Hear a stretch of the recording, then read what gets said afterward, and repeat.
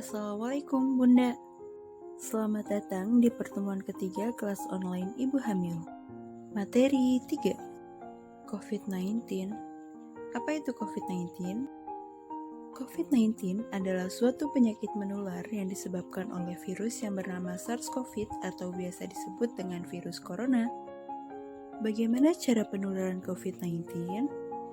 Cara penularan COVID-19 yang pertama yakni melalui droplet atau percikan ketika batuk atau berbicara dengan orang yang terkonfirmasi COVID-19.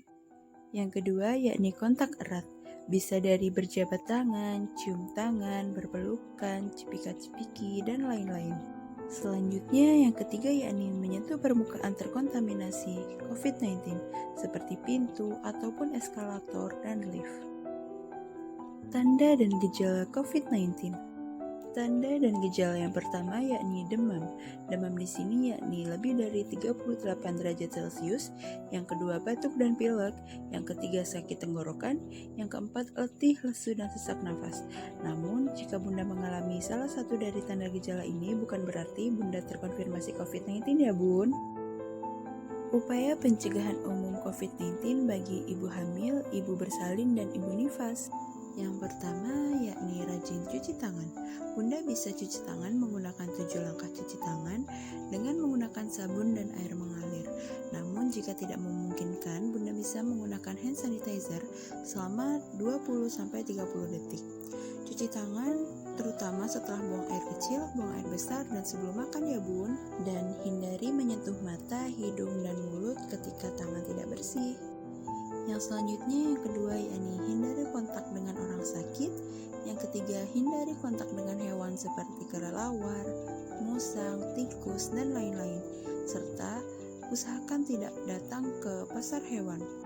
Yang keempat terapkan etika batuk dan bersin. Jika Bunda ingin batuk dan bersin bisa tutup dengan tisu, kemudian tisunya dibuang ya Bun. Selanjutnya yang kelima yakni lakukan secara rutin disinfeksi pada permukaan atau benda yang sering disentuh ya Bun.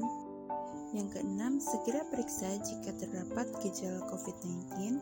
Yang ketujuh, hindari pergi ke luar negeri. Dan yang kedelapan, tetap gunakan masker. Terdapat berbagai macam jenis masker yang dapat digunakan sesuai kebutuhan. Misalnya, masker medis digunakan saat ibunda sakit, masker kain 3 lapis digunakan saat ibunda sehat, dan jenis masker lain-lainnya. Tentu dengan cara penggunaan yang benar ya Bun.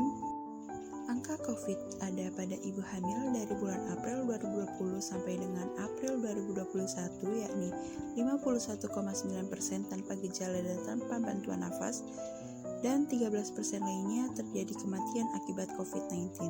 So, jangan lupa jaga diri ya Bun. Amankah vaksin untuk ibu hamil? Terdapat jenis vaksin yang banyak sekali. Yang pertama yakni CoronaVac atau Sinovac, yakni virusnya tidak aktif, tidak berkembang dalam tubuh, dan sudah terbukti aman untuk ibu hamil.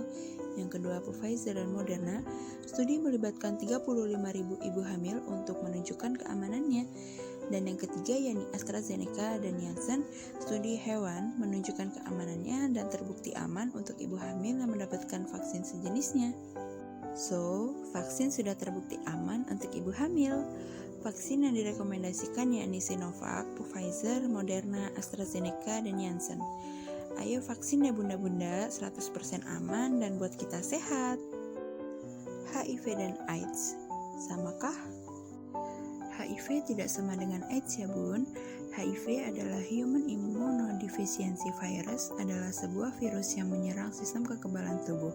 Sedangkan AIDS adalah Acquired Immune Deficiency Syndrome, yakni muncul setelah virus HIV menyerang sistem kekebalan tubuh selama 5-10 tahun ataupun lebih. Jadi AIDS akan muncul setelah HIV ya Bun. Akibatnya, sistem kekebalan tubuh akan terus menurun sehingga satu atau lebih penyakit timbul dan penyakit lainnya akan lebih parah. Bagaimanakah perjalanan penyakit HIV/AIDS?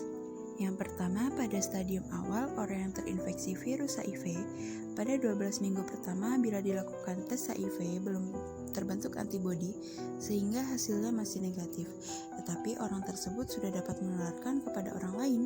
Yang kedua, pada stadium berikutnya biasanya tanpa gejala, tetapi sangat potensial untuk menularkan HIV kepada orang lain.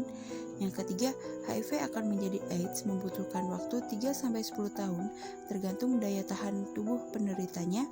Dan yang keempat, pada saat kekebalan mulai menurun baru timbul gejala AIDS. Selanjutnya yakni tanda dan gejala HIV AIDS. Yang pertama adanya demam, yang kedua nafsu makan menghilang, diare tanpa sebab, terdapat bercak-bercak kulit, yang kelima terdapat kanker kulit, yang keenam pembengkakan kelenjar, yang ketujuh berat badan turun secara drastis tanpa sebab, yang kedelapan radang paru-paru, kesembilan radang saluran pencernaan, ke-10 TBC, dan 11 gangguan sistem syaraf pusat. Selanjutnya ada cara penularan HIV/AIDS. Yang pertama melalui hubungan seksual dengan orang yang terinfeksi HIV atau AIDS. Yang kedua melalui transfusi darah. Yang ketiga pengguna narkoba dengan jarum suntik bergantian. Yang keempat kegiatan medis dengan alat tusuk yang tercemar HIV. Dan yang kelima dari ibu kepada janinnya. Cara pencegahan agar terhindar dari HIV atau AIDS. Yang pertama, tidak melakukan aktivitas seksual dengan orang yang terjangkit HIV atau AIDS. Yang kedua, setiap ada pasangan. Yang ketiga, gunakan kondom saat cara ke-1. Dan yang kedua, tidak bisa dilakukan atau bisa dinamakan yaitu dengan perilaku seks yang aman. Yang keempat, tidak menggunakan narkoba suntik atau obat-obatan terlarang. Hepatitis B. Apakah hepatitis B itu? Hepatitis B adalah suatu penyakit yang disebabkan oleh virus yang menyerang hati dan dapat menyebabkan kerusakan hati akut atau menahun. Seputar hepatitis B, yang pertama yakni sebagian kasus berlanjut menjadi sirosis hati atau kanker hati. Yang kedua, permukaan kulit kekuningan atau bisa dikenal dengan penyakit kuning. Yang ketiga adalah penyakit ini bersifat kronik sebab sering tidak diketahui gejalanya oleh penderitanya. Selanjutnya yakni prevalensi atau jumlah angka hepatitis B terdapat 0,4% dari penduduk Indonesia dan 1-5% lainnya adalah ibu hamil. Berdasarkan Riskesdas tahun 2018, virus hepatitis B ini lebih sering atau lebih menginfeksi 100 kali lebih cepat dibandingkan HIV. Dikarenakan saat terkena sinar matahari, virus ini tidak langsung mati. Cara penularan hepatitis B yang pertama yakni dari ibu yang mengidap hepatitis B terhadap janinnya. Yang kedua, hubungan kelamin dengan penderita hepatitis B. Yang ketiga, penggunaan alat suntik yang tidak steril. Yang keempat, penggunaan pisau cukur atau sikat gigi secara bersama-sama. Dan yang kelima adalah dari transfusi darah. Gejala penyakit hepatitis B yakni yang pertama hilangnya selera makan, yang kedua rasa tidak enak di perut yakni mual dan muntah, yang ketiga nyeri dan bengkak di perut bagian atas yakni tepatnya di lokasi hati, yang keempat ada demam tidak tinggi, yang kelima kadang disertai nyeri sendi, dan yang keenam setelah 1 minggu timbul gejala tubuh kuning, bagian mata putih menjadi kuning, air seni tampak coklat seperti air teh. Cara mencegah hepatitis B yang pertama yakni dengan diimunisasi hepatitis B sesuai jarak waktu pemberian. Vaksin yang pertama yakni diberikan pada saat umur sebelum 7 hari, yang kedua yakni setelah 1 bulan pemberian hepatitis B1, dan yang ketiga yakni setelah 1 bulan pemberian hepatitis B2. Yang kedua yakni makan makanan bergizi, dan yang ketiga gunakan peralatan pribadi seperti sikat gigi dan alat makan secara mandiri tanpa bergantian. Bagaimana jika terdapat tanda atau gejala hepatitis B? Segera lakukan 2S, yakni yang pertama segera rujuk, yang kedua segera berobat hingga tuntas, yang ketiga pengobatan tidak tuntas akan berakibat menimbulkan kanker hati di tahun berikutnya. So, jangan lengah ya bun. KEK, kekurangan energi kronik. Apakah KEK itu?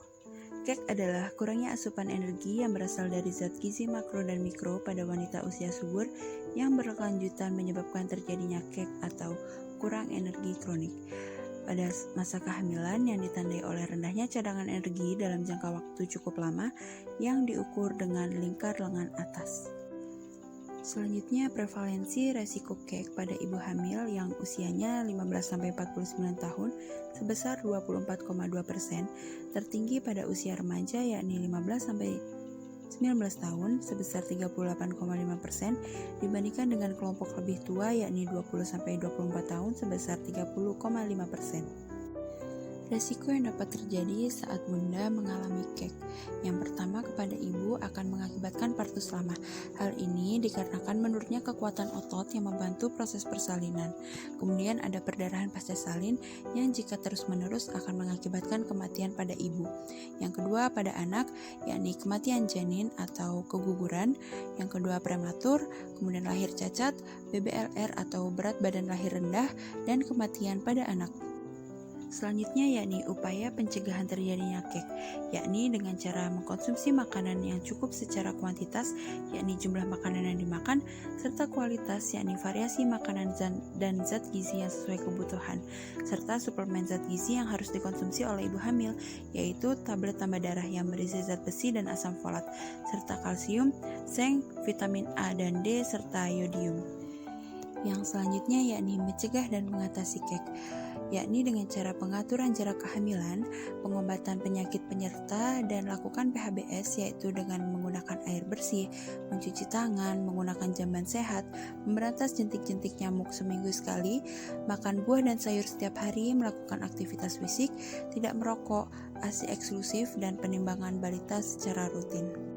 Hal-hal inilah yang dapat dilakukan untuk mencegah terjadinya kek.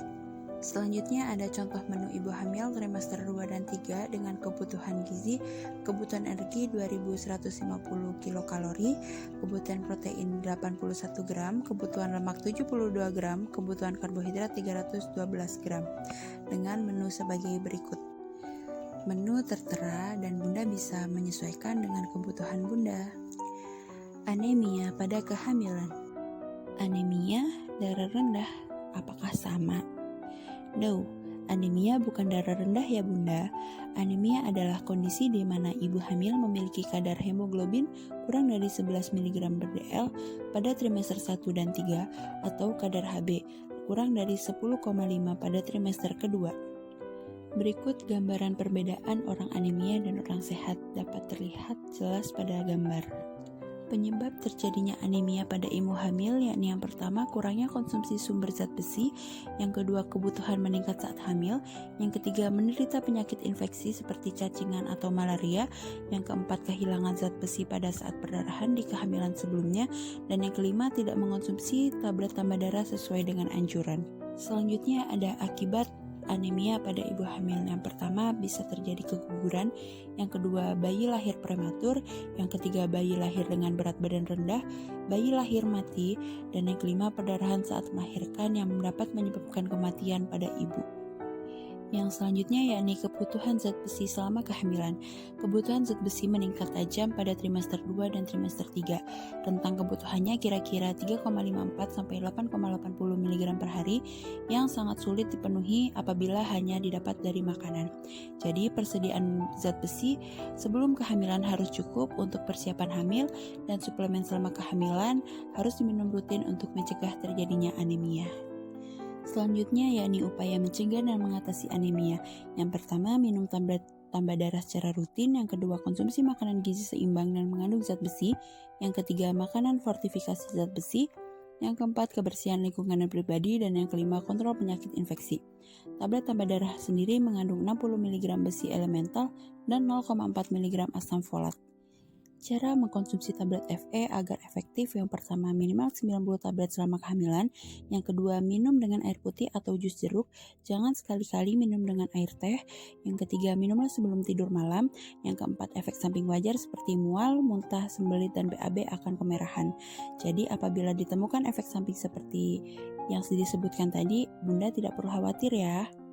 Selanjutnya, tingkatkan makanan sumber zat besi. Yang pertama, besi hem yang terdapat dari daging, unggas, dan lain-lainnya.